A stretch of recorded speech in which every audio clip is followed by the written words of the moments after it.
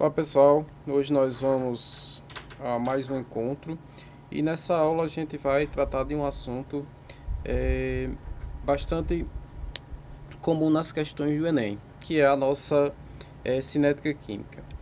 Eh, a cinética química ela é um ramo da química que aborda reações químicas. Quando tem reação química, existe no processo reativo, existe uma relação entre os reagentes na formação de produtos. E essa relação, para que haja toda a conversão de reagente em produto ou parte dos reagentes em produtos, nós vamos levar um determinado tempo. Então, isso demanda um tempo, seja ele pequeno, seja ele médio, seja ele grande, mas demanda tempo.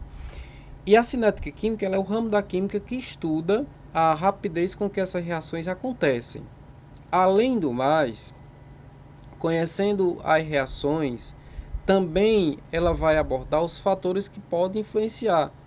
Vocês não sabem, mas as reações elas são influenciáveis. Eu posso acelerar uma reação, eu posso diminuir a velocidade dessa reação. Basta que eu conheça de que reação a gente esteja tratando. Quando eu altero um fator, seja ele qual for, eu altero também a velocidade dessa reação. Eu posso aumentar o tempo, posso diminuir o tempo quando eu atuo diretamente no fator em especial. Agora, é importante a gente compreender que as reações químicas, naturalmente, elas são diferentes, e aí a gente pode, grosseiramente, estabelecer duas diferenças. Ou pela quantidade de produtos, considerando as substâncias iguais, né? Pela quantidade de reagentes, perdão, considerando as substâncias iguais, ou então pela diferença dessas substâncias, certo? Se eu tiver substâncias iguais, mas em quantidades diferentes, obviamente, a taxa de desenvolvimento dessa reação, comparando-se uma à outra, ela é diferente. Então, as reações químicas, elas tendem, existe uma tendência natural de elas acontecerem com taxa de desenvolvimento diferente. Isso pode acontecer pela diferença dos seus constituintes, ou seja, reagentes. Se eu tiver numa reação ou em reações reagentes diferentes, pode ser que essas reações elas venham a ter velocidades diferentes. Eu posso ter também pela quantidades diferentes dos reagentes. Eu tenho reações formadas por substâncias, as mesmas substâncias. Mas eu posso variar essa velocidade quando eu também altero a quantidade desse reagente. Eu posso dizer assim, olha, eu tenho 10 gramas de um reagente que vai reagir com 10 gramas de outro. Eu considerando o mesmo reagente, poderei dizer, agora eu tenho 100 gramas desse reagente que vai reagir com 100 gramas do outro reagente. Isso vai influenciar diretamente na taxa de desenvolvimento. E aqui nesses itens, constituintes e quantidades, não está claro para vocês quais são os fatores, mas nós estamos falando de fatores. Esses fatores que quando eu influencio em um deles, automaticamente o comportamento da reação ela tende a mudar, certo? E reação química é uma coisa que acontece no dia a dia, assim, aos milhares, e essas influências também acontecem normalmente na nossa casa. Por exemplo, quando você coloca a carne na geladeira para que ela não apodreça, você está influenciando na reação. Quando você pinta um pedaço de ferro para que ele não enferruje, você está influenciando na reação. Quando você corta um determinado alimento em pedaços pequenos para que ele cozinhe mais rápido, você está influenciando a reação, certo? Do ponto de vista cinético, avaliando o comportamento das reações, distante dos números ainda, mas só avaliando o comportamento qualitativo dessas reações, eu posso ter reações que acontecem extremamente rápidas. Um exemplo, a explosão de uma banana de dinamite é uma coisa muito rápida. A ativação do airbag acontece em centésimos de segundo, então é muito rápida. Eu posso ter também reações com comportamento moderado. Tá? Vamos imaginar o seguinte: você pega uma determinada quantidade de leite para coalhar, coloca lá pelas 7 da manhã, ou em torno desse horário, 7 e pouquinho, ou antes disso um pouco, e vai levar em torno de 24 horas para que você obtenha coalhada. Então não é uma reação assim rápida, comparando-se às reações que eu citei anteriormente. Então, a reação moderada. Além disso, eu posso ter também as reações lentas. São reações que podem levar séculos, anos e mais que isso. Exemplo, a formação do petróleo, conversão de matéria orgânica em petróleo, leva muito tempo. A formação de rochas também leva muito tempo. A decomposição de um galho de árvore também leva muito tempo. Isso quer dizer que, qualitativamente, a gente já observa aqui uma relação entre a quantidade de reagente e a formação do produto e a velocidade com que essa reação acontece. Isso do ponto de vista cinético, sem envolver aquelas contas que nós estamos acostumados a fazer, que são os cálculos das velocidades, para quem já viu isso, certo? Então eu posso ter reação rápida, eu posso ter reação moderada, eu posso ter reação lenta. Lógico que isso é uma questão comparativa, tá?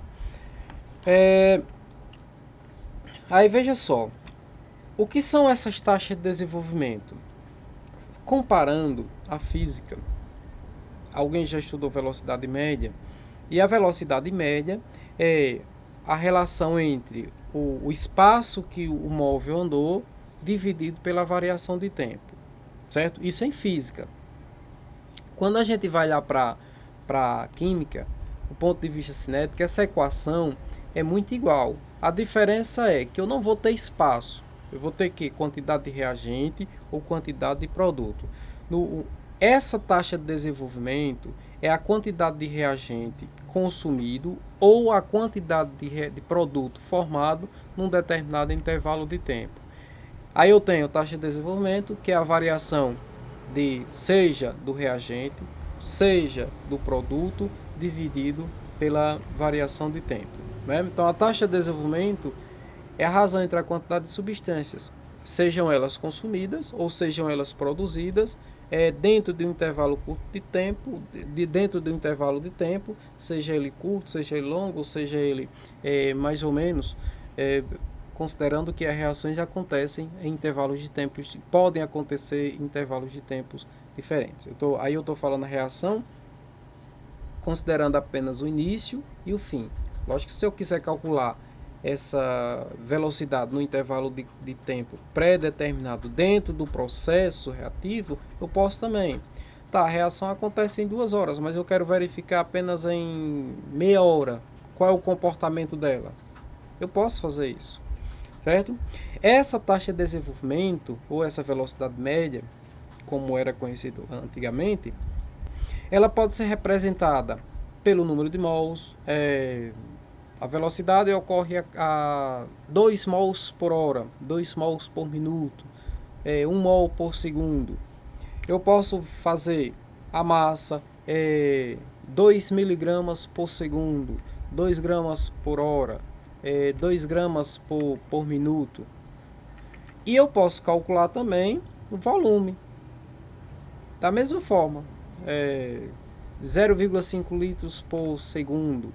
E assim sucessivamente. Então eu posso representar essa taxa de desenvolvimento considerando as grandezas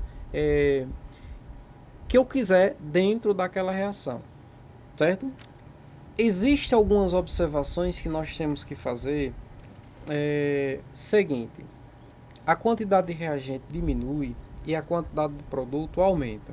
Naturalmente, a reação química ou um processo reativo é a conversão de reagentes, substâncias que vão reagir entre si para a formação de novas substâncias. Isso é uma reação química. Acontece dessa forma. Eu tenho reagente e ele vai produzir, ele vai se transformar em produtos. Ele é convertido em produtos, certo? Com o decorrer do tempo, eu vou ter o quê? Eu vou ter uma quantidade de reagente que tende a diminuir, porque ele está se convertendo em produtos, e os produtos, eles terão a sua quantidade aumentada. Veja, numa reação química, quando ela se inicia, no instante zero, eu tenho uma totalidade de 100% dos reagentes. Todos os reagentes estão intactos. Quando ela acontece, sim, e eu tenho 0% de produtos. Quando ela acontece, chego no fim desse processo, eu tenho 0% de reagente, ou seja, nenhum reagente, e eu tenho 100% dos produtos que são pertinentes à reação.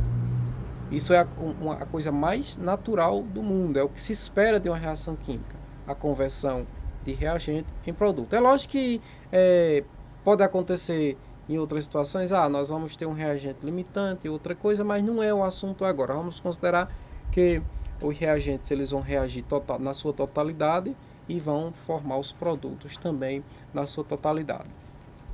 As taxas de desenvolvimento em intervalo de tempo são diferentes, ou seja, não é constante. Se eu considerar uma reação química, seja ela qual for, e eu analisar essa reação química em intervalos de tempo diferentes, por exemplo, ela acontece em 3 horas, e eu vou fazer essa avaliação de 1 em 1 hora, considerando a variação em 1 hora. Nos intervalos de tempos diferentes, essa velocidade ela tende a ser igual. Por quê? Existe um princípio, vamos dizer assim, que as moléculas dos reagentes elas vão entrar em choque. Isso quer dizer que no início eu tenho muitas moléculas dos reagentes, elas estão se chocando na sua quantidade específica, sendo que com o passar do tempo essa quantidade de reagente tende a diminuir, ou seja, a quantidade de choque também tende a diminuir. Proporcionalmente a isso, a velocidade ela também tende a diminuir. Por quê? Numa reação química, a velocidade média depende, a velocidade da reação depende da quantidade de reagente, que é proporcional à quantidade de choques. Se eu tenho muito reagente, eu tenho muito choque, velocidade alta. Passou do tempo, eu diminui a quantidade de reagente, diminui a quantidade de choque, também diminui a velocidade dessa reação. Chega no final das contas, eu não tenho mais nada, então a reação ela tende a parar. Mas se a gente observar em intervalos de tempos iguais, né, 1 hora, 2 horas, ou segundos, ou minutos, ou seja lá o que for, nós vamos observar que essa velocidade dessa reação ela tende a diminuir. Por quê? A quantidade dos choques, dos reagentes, ela vai diminuir em função da quantidade das substâncias envolvidas na reação. Vamos ver o seguinte. Eu tenho aí a decomposição da amônia. Na reação eu tenho 2 mols de amônia, que vai produzir 1 mol de nitrogênio e vai produzir 3 mols de hidrogênio. Essa amônia ela vai se decompor, e a grandeza utilizada aí foi mol, considerando o tempo em hora. Veja que no início da reação, no instante zero, eu tenho 8 mols de amônia. Então vai se passar 1 hora, essa quantidade ela tende a diminuir. Passou-se mais 1 hora, diminuiu mais ainda. Passou-se mais 1 hora, diminuiu mais ainda.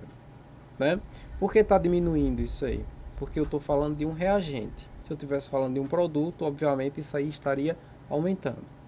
Observe que os intervalos de tempo, todos eles aí estão sendo considerados em hora, em 1 hora. Então o primeiro intervalo de 0 a 1, o segundo intervalo de 1 a 2, o terceiro intervalo de 2 a 3. Lógico que se eu quiser calcular do início ao fim, eu também vou achar um resultado. Se eu quiser calcular considerando apenas de 1 hora até 3 horas, eu também vou achar. Eu estou apenas mostrando aqui que eu posso fazer isso. De 0 a 1, de 1 a 2, de 2 a 3 horas. Vamos verificar aqui o intervalo de 0 a 1 hora. Veja que eu tenho 1 hora de intervalo de tempo e eu tenho a variação, a queda da amônia foi de 8 para 4 mols. Né? Aplicando a regrinha, nós vamos ter, o que é que diz a continha das taxas de desenvolvimento? A variação de reagentes ou de produtos dividido por um intervalo de tempo. Eu estou fazendo isso aqui para um reagente, né? Então, toda variação é o fim menos o início. Nesse intervalo de tempo que eu separei aí, separado em vermelho, eu tenho 8 mols inicial, 4 mols final. Intervalo de tempo é 0 hora inicial e 1 hora final. Aí eu passo a ter 4 menos 8 e 1 menos 0. Eu vou obter aqui 4 menos 8 dá menos 4. A gente colocou em módulo para eliminar o sinal. Né? E 1 menos 0 dá 1. Quando eu dividi 4 por 1, deu 4 mols por hora. Ou seja, nesse primeiro intervalo, na primeira hora dessa reação, eu tenho uma velocidade de 4 mols. Certo? Nesse primeiro intervalo. Se eu fizer isso com outro intervalo, considerando a variação de 1 hora, possivelmente essa velocidade ela não será a mesma. Certo? Vamos observar. No segundo intervalo, eu fiz aqui de 2 a 3 horas e eu tenho 2 mols com início e 1 mol com fim. Então eu tenho 1 menos 2 e 3 menos 2. Aí eu passo a ter 1 menos 2 dá menos 1, eu coloquei em modo para sair o sinal, dividido por 3 menos 2 que deu 1, aí 1 dividido por 1 dá 1. Então veja que a velocidade ela caiu.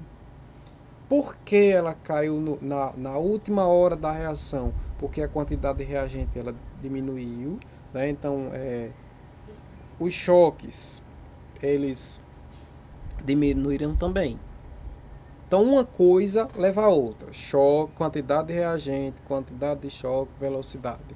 Se eu tenho uma quantidade muito grande de um determinado reagente, então eu tenho uma quantidade numa reação química, quantidade de reagentes muito grande, eu tenho uma quantidade de choques muito grande, eu tenho uma velocidade alta. Se essa quantidade de reagente diminui, a quantidade de choque diminui, a velocidade da reação ela tende a diminuir.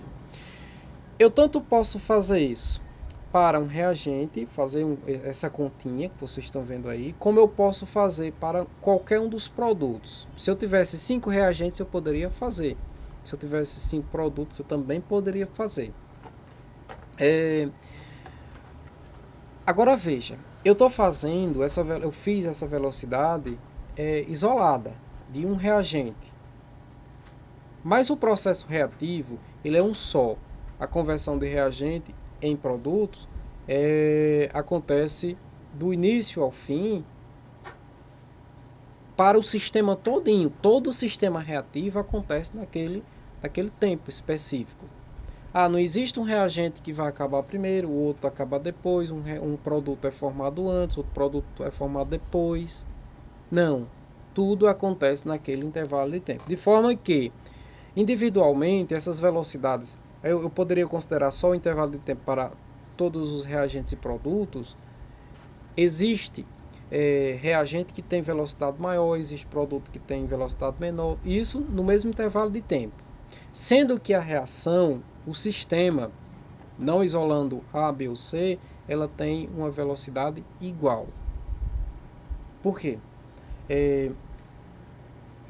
Existem os reagentes que vão... Existem as substâncias que vão acelerar, existem as substâncias que vão ter uma velocidade menor. Então, no final das contas, a proporção é uma igualdade. Então, vamos lá. Nesse intervalo de tempo aí, no intervalo de tempo de 0 a 1, a velocidade de decomposição da amônia do processo todinho é 2 mols por hora. Certo? Quando eu for fazer da amônia, lógico que dá um valor diferente. Se eu fizesse do nitrogênio, dá um valor diferente. Se eu fizesse do hidrogênio, dava outro valor. Mas o sistema acontece no intervalo de tempo igual. certo? Então começou, terminou igualzinho. Como é que nós fazemos isso? A taxa de desenvolvimento da reação é o módulo da taxa de desenvolvimento de um dos reagentes e ou produtos dividido pelo respectivo coeficiente estequiométrico. Então a gente tem de forma genérica isso aí. Veja que no primeiro módulo eu tenho menos 1 sobre A vezes a variação de um reagente dividido pelo intervalo de tempo. Esse vezes eu poderia dizer assim, então, delta dividido por delta T é a velocidade média, né? É a velocidade média, vezes 1 sobre o coeficiente estequiométrico.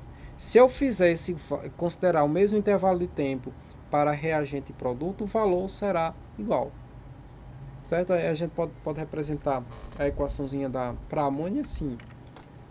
1 sobre A, aí a variação da amônia no intervalo de tempo, que é igual a 1 sobre B, vezes o nitrogênio, dividido pelo mesmo intervalo de tempo. Essa igualdade só acontece no intervalo de tempo igual, que eu fizer para um, eu tenho que fazer para o outro, para comprovar essa igualdade, que é igual a 1 sobre C vezes, esse A, B e C minúsculos são os coeficientes estequiométricos de cada substância, 1 C vezes o hidrogênio dividido pela variação de tempo. E aí, se eu fizesse aqui, a gente ia achar o mesmo valor. Aí, veja só, existe, para que esse processo, esse fenômeno reativo ele aconteça, existem algumas condições fundamentais. Não é assim, qualquer coisa reage com qualquer coisa. Não, não é assim. Bem diferente disso.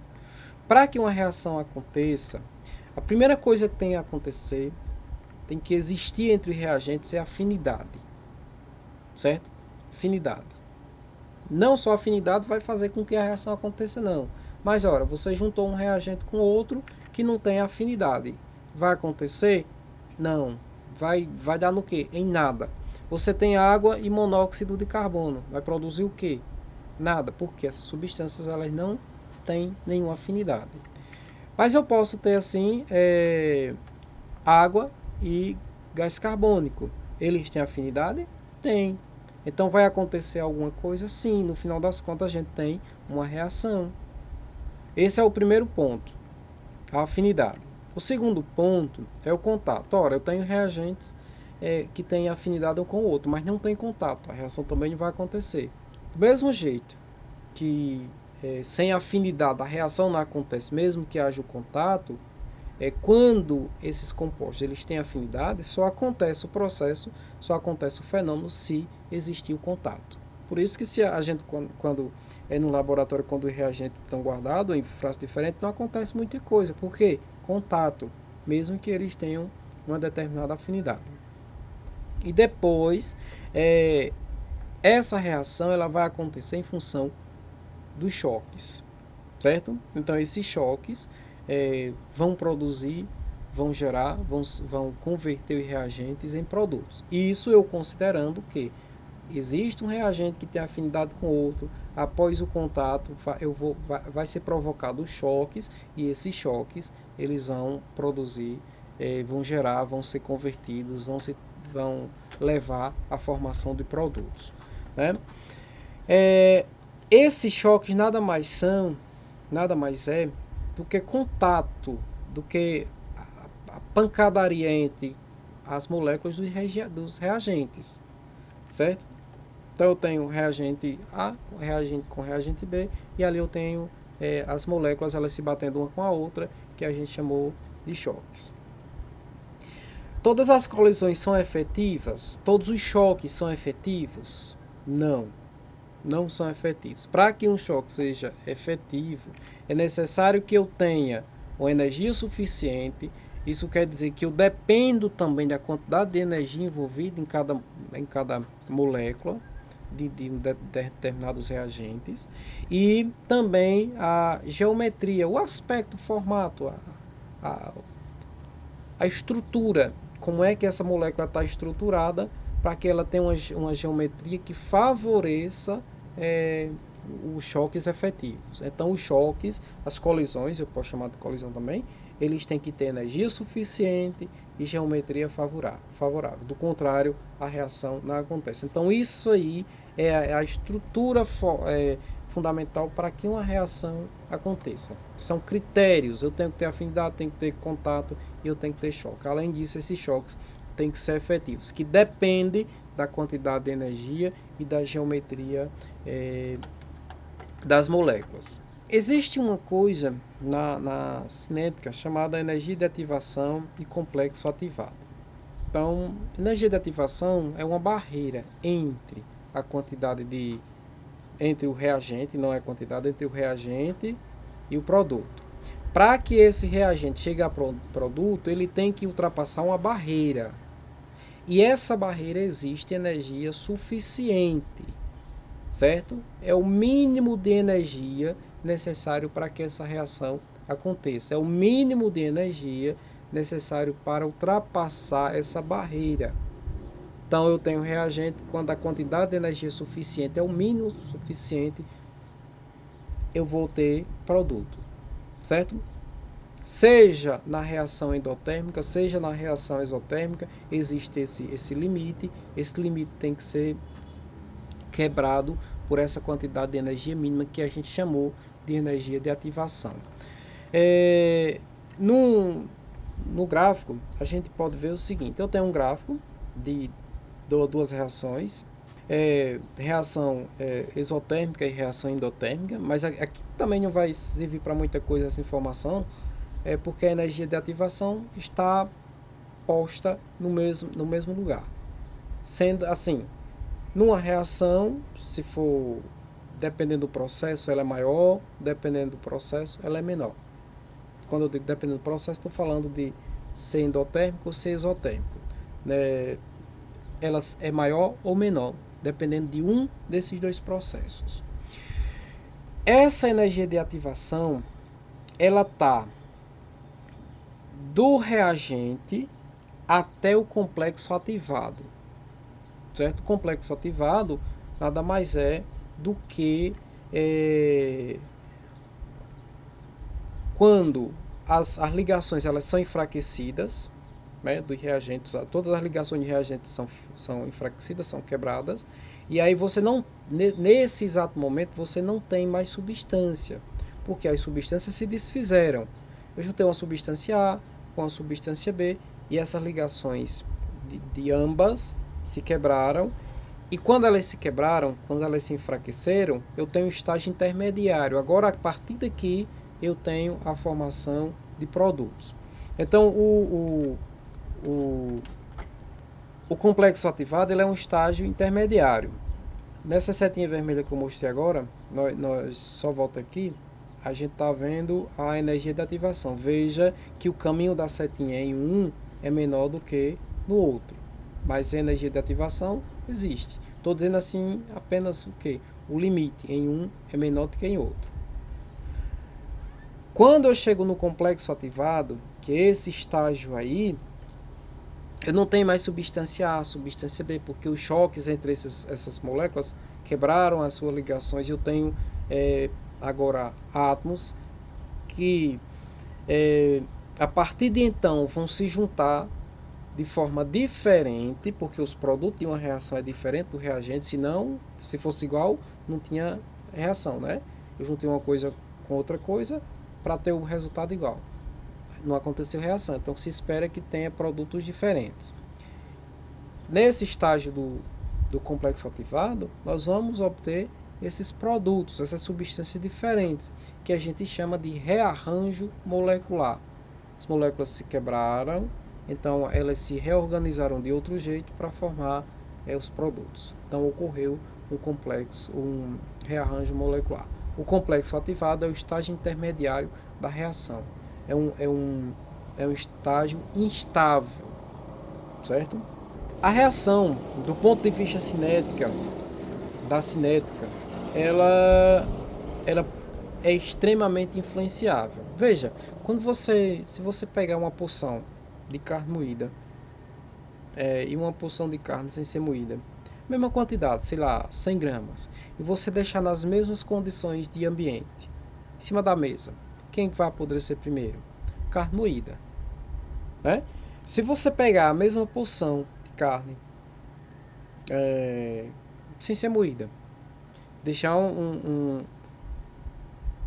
uma quantidade em cima da mesa, colocar outro na geladeira, quem vai apodrecer primeiro? Quem está em cima da mesa, em condições ambientes. E são fatores, certo? Os fatores são influenciáveis. Quando eu faço isso, eu influencio na reação. Veja, quando você tira um cacho de banana, você bota ali em presença de um carbureto, ele vai produzir um gás, esse gás vai fazer com que a banana amadureça primeiro, mais rápido, certo? Estou influenciando o que? Um dos fatores dessa reação. Então, do ponto de vista cinético, as reações elas são influenciáveis. Do jeito que você quiser, você pode acelerar o processo, você pode diminuir o processo, você pode fazer o que você quiser, certo? Então, o primeiro deles é a concentração. A concentração dessa reação, ela influencia na quantidade desses reagentes, e essa quantidade de reagente leva a choques efetivos. Esses choques efetivos, eles geram reações mais rápidas se eu tiver uma quantidade de reagente maior, ou mais lenta se eu tiver uma quantidade de reagente menor. Estou falando da mesma substância. Veja que se você pegar, fizer duas fogueiras, uma com pouca lenha, outra com muita lenha, proporcionalmente, observando, você vai perceber que essas reações elas vão acontecer em velocidades diferentes. Qual é o que se espera a velocidade maior? Aquela que tem uma maior quantidade de reagente. Porque uma maior quantidade de choque. Maior quantidade de choque, maior quantidade de colisão, eu tenho uma velocidade maior. Sempre isso. O choque ele é proporcionalmente à quantidade de reagente, proporcionalmente também à velocidade. À medida que eu tenho um a mais, é porque todos estão a mais. A temperatura. A temperatura ela também vai aumentar a energia cinética da reação. Então, aumentando a energia cinética dessa reagente, eu também aumento o número de choques, certo? E aumentando o número de choques, como a gente viu no item anterior, apenas em situações diferentes. Lá eu tinha quantidade de reagente maior, aqui eu tenho temperatura maior. Leva também ao aumento da velocidade da reação química. Superfície de contato. A superfície de contato nada mais é do que a maior área que um determinado reagente ele pode ocupar. Veja, se eu pegar um comprimido, daqueles efervescentes que tem no mercado, vamos pegar dois. Um eu vou pulverizar, transformar em pó, o outro eu vou deixar como está. Vulgarmente falando, se eu colocar aqui em cima dessa mesa, qual é a área que o comprimido vai ocupar? Em torno de, sei lá, 1,5 cm. Mas o pó do comprimido que eu pulverizei vai ocupar uma área maior. Isso quer dizer um maior contato com um outro reagente. Isso quer dizer uma maior área de contato. Essa maior área de contato propicia uma maior área de contato com outro reagente. Toda vez que eu tenho um contato maior, eu tenho uma velocidade também maior. Certo? Então, quando eu perguntei antes para vocês, qual é a carne que apodrece? A moída ou a que não é moída? Em condições iguais. A moída. Por quê? Superfície de contato maior. Então eu vou ter mais o oxigênio agindo de forma quase simultânea com todas as partículas daquela carne que está moída. Enquanto a que não está moída não tem como. Então vai acontecendo aos poucos. Maior superfície de contato, maior velocidade da reação. Menor superfície de contato, menor velocidade da reação. Depois a gente tem pressão. Isso aqui a gente faz, está falando aqui de substâncias que estejam no estado gasoso, certo? Quando a gente está vendo gases, a gente vai lembrar, nós vamos lembrar que a pressão ela é inversamente proporcional a quem? Ao volume. Toda vez que eu aumento a pressão, eu diminuo o volume. Quando eu diminuo esse volume, eu aproximo essas moléculas. Quando eu aproximo essas moléculas, eu obrigo que elas tenham choques, tenham maior quantidade de choque, certo? Em função da sua proximidade. Se eu tenho uma maior quantidade de choque, independente da situação, nesse caso aqui é por conta da pressão, nós vamos ter o quê? Uma velocidade maior. Certo? Toda vez que... Não esqueçam disso. Sempre que se aumenta choque de reagente, de moléculas de reagente, eu aumento a velocidade da reação. Independente que seja sobre pressão para a substância no estado gasoso, sobre a quantidade de reagente, seja ele qual for. Eu sempre vou tender a aumentar a velocidade da reação. Depois nós vamos para a catálise. A catálise é um processo que acontece quando os reagentes ele é posto em presença de um catalisador. Catalisador é a substância que ela não reage.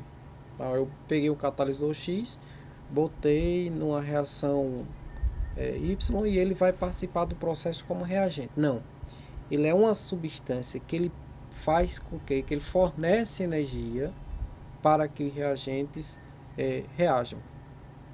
Existe reação que, se não for pelo catalisador, ela é muito difícil de acontecer. Então, nesse caso, precisa de uma ajudinha. E essa ajudinha vem exatamente desse catalisador. Lembrando que o catalisador, ele não age como um reagente. Ele é apenas alguém que vai influenciar, vai ajudar a reação a acontecer. Certo? Foi passado para vocês alguma coisa sobre cinética. Deve ter sido compreendido alguma coisa. E nós vamos resolver alguns exercícios do Enem. Alguns fatores podem alterar a rapidez das reações químicas. A seguir destacam-se 3 exemplos no contexto da preparação e da conservação de alimentos. 1. A maioria dos produtos alimentícios se conserva por muito mais tempo quando submetidos à refrigeração. Muita atenção para o termo refrigeração. Ele está ligado a alguma outra coisa aqui que vai levar a gente a compreender o que está dito aí. 2. Um procedimento muito comum utilizado em práticas culinárias é o corte dos alimentos para acelerar o seu cozimento, caso não se tenha uma panela de pressão. 3. Na preparação de iogurtes, adiciona-se ao leite bactérias produtoras de enzimas que aceleram as reações envolvendo açúcares e proteínas lácteas. Veja só, quando falou de refrigeração, no dia a dia da casa da gente, o que é feito? Eu compro um determinado alimento, coloco na geladeira. Então, esse fator é a temperatura. Por quê? Eu compro ele numa temperatura para que ele não apodreça. Eu coloco ele sobre uma condição de uma temperatura menor. Que ele não apodreça é muito. Que ele demore a apodrecer. Então eu coloco ele, eu submeto ele a uma temperatura menor. Certo? Então, de pronto, a gente observa que o termo refrigeração está ligado à temperatura. Depois, no item 2, falou aqui em corte dos alimentos. Né? Quando a gente corta, em outra situação eu falei aqui, em pulverizar o comprimido efervescente. Quando eu pulverizo, eu faço o quê? Diminuo em partículas menores, não é isso? Em partes menores. Quando eu diminuo em partes menores, o que é que eu faço? Eu aumento a superfície de contato. Quando a gente corta o alimento, é isso que eu estou fazendo. Eu estou aumentando a superfície de contato. No terceiro item,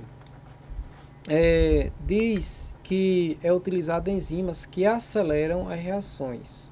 né? Então eu vou lá no leite, eu vou colocar enzimas, colocar bactérias, essas bactérias vão produzir enzimas, essas enzimas vão acelerar o processo. Nós estamos falando de quê? Nós estamos falando de catalisador.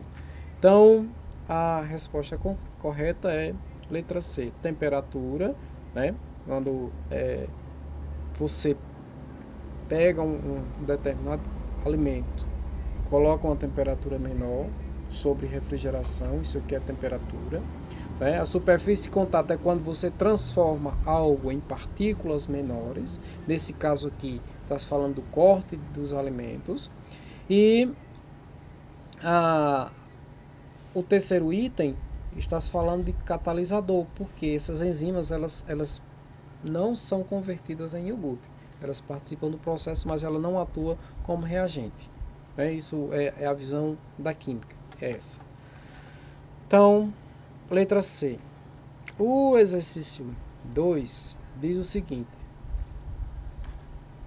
as chamadas estruturas metal orgânicas são cristais metálicos porosos e estáveis capazes de absorver e comprimir gases em espaços ínfimos.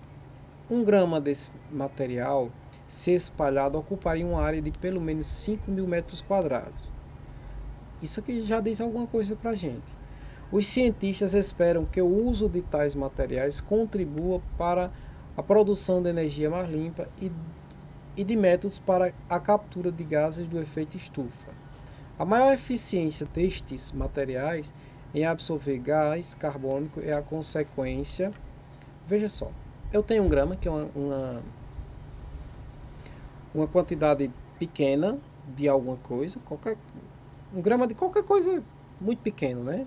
Mas se a gente disse assim, vai ocupar uma área de 5.000 metros quadrados, 5.000 metros quadrados já é um grande espaço. Nós estamos falando aqui de quê? Da grande superfície de contato entre os cristais porosos e do gás carbônico. Nesse item aqui, nós estávamos a falar exatamente da superfície de contato, certo? Quando eu disse que 1 grama desse material, se espalhado, ocuparia uma área de pelo menos 5.000 metros quadrados, nós estávamos relacionando isso a um dos fatores da cinética química, que é a superfície de contato. E a superfície de contato eu só tenho em um item aí, que é a letra D. Exercício 3. A hematita, além de ser utilizada para a obtenção do aço, também é utilizada como um catalisador de processos químicos, como na síntese da amônia, importante matéria-prima da indústria agroquímica. O uso da hematita viabiliza economicamente a produção de amônia porque diminui a rapidez da reação, diminui a energia de ativação, aumenta a variação de entalpia, aumenta a quantidade de produtos formados, aumenta o tempo de processamento da reação. Então, ela é utilizada como um catalisador. Como eu disse antes, é o que está dito aí, falou em catalisador. É uma substância que ele não reage, ele faz com que a reação aconteça, ele induz a reação a acontecer, ou ele acelera esse processo. É o papel dele, catalisador, é isso, acelerar o processo reativo. Acontece que existe uma coisa que atua contra a reação química, que é a energia de ativação. Essa energia de ativação ela tem que ser mínima. Se ela for muito grande, a reação ela tem problemas para acontecer, certo? O que é que o catalisador faz? Ele fornece energia para que essa energia de ativação seja diminuída e a reação ela aconteça mais rápido. Quando a reação ela demora muito, é porque a energia de ativação ela é grande, certo? Então, essa energia de ativação, ela atua assim. Eu diminuo a energia de ativação, ela é uma barreira que está lá esperando para ser ultrapassada. E muitas vezes a quantidade de energia faz com que essa quebra dessa barreira demore. Lá vai o catalisador, ele fornece energia para essa energia diminuir, ou seja, o caminho da reação diminui e automaticamente a velocidade dessa reação aumenta, certo? Então, o catalisador aumenta a velocidade da reação, fazendo o quê? Diminuindo a energia de ativação. O exercício 4 diz que o odor permanece nas mãos após o contato com alho. Pode ser eliminado pela utilização de um sabonete de aço inoxidável, constituído de aço inox, 74%, cromo e níquel. A principal vantagem desse sabonete é que ele não se desgasta com o uso. Considere que a principal substância responsável pelo odor do alho é a alicina, a estrutura 1, e que para que o odor seja eliminado, ela seja transformada na estrutura 2. Na conversão da estrutura 1 e em 2, o sabonete atuará como 1. Mas veja só, essa é aquela questão que a gente não vai muito se estender. Por quê? Nós estamos falando de cinética. Quando eu olho para essas opções aí, eu tenho um desses itens que é aquele declarado cinética. Que item é esse? Catalisador. Tá, mas eu poderia em cinética abordar ácido? Poderia. Mas assim, em outras situações, compreendendo os reagentes, por exemplo. Mas aqui o item que não tem desvios, vai direto à cinética, é o catalisador. Né? Então é uma questão de fácil compreensão e de fácil resolução também. O exercício 5 diz: a indústria têxtil utiliza grande quantidade de corantes no processo de tingimento dos tecidos. O escurecimento da água dos rios causado pelo despejo desses corantes pode desencadear uma série de problemas no ecossistema aquático. Considerando esse escurecimento das águas, o impacto negativo inicial que ocorre é aí eu tenho eutrofização, proliferação de algas, inibe a fotossíntese, a fotodegradação da matéria orgânica, aumento da quantidade de gases envolvidos.